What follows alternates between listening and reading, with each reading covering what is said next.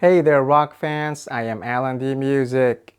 And it's been 30 years ago next year, back in 1996, when those four rock and metal albums was released.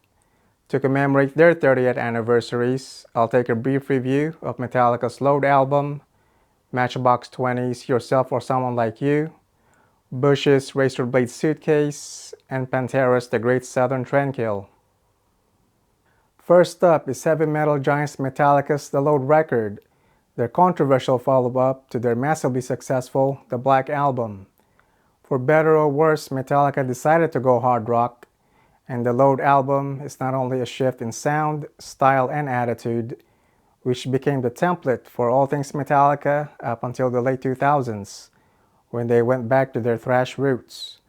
Tracks such as Until It Sleeps, King Nothing, Hero of the Day still sounds fresh, vibrant, and potent 30 years and counting. And perhaps the main criticism for Load is its long play duration, more than the songs themselves, and rightly so. Had the songs been shorter, like the Black Album, then in my opinion, and in other people's eyes, I think it would have been a better sounding record from beginning to end. But that's just in hindsight. Still though, it still stands the test of time. Another record that celebrates 30 years next year is Matchbox 20's Yourself or Someone Like You. This record had a string of pop rock radio hits that are introspective in nature, with songs like Real World, 3 AM, and the pop rock radio mainstay, the song called Push. If you're around in the late 90s or early 2000s, or even now, streaming yesterday's hits, then most likely you've heard one of those songs on heavy rotation. That said, this record does stand the test of time. Another rock record to celebrate 3 decades next year is Bush's Razor Blade Suitcase, which was a #1 album for the band, with alternative and grunge-driven songs such as Swallowed or Greedy Fly.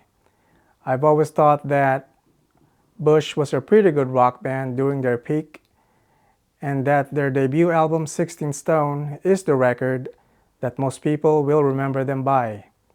Still though, Razor Blade Suitcase is a good record, but not as memorable as their debut 16 Stone. And last but not least, Pantera will celebrate 30 years of their The Great Southern Trendkill album in 2026. This album here. And the only single to be released from this record is a song called Drag the Waters, which I do like, as it's reminiscent of the raw power and attitude of Cowboys to Hell to Far Beyond Driven. That said, I do hear experimentation on this record, and it's just not as cohesive as Cowboys to Hell to Far Beyond Driven. So therefore, I don't think this record stands the test of time, but don't get me wrong, it's still a goddamn good metal album, no doubt. Thank you all for joining me on this one. Let your thoughts be heard in the comments below about those albums.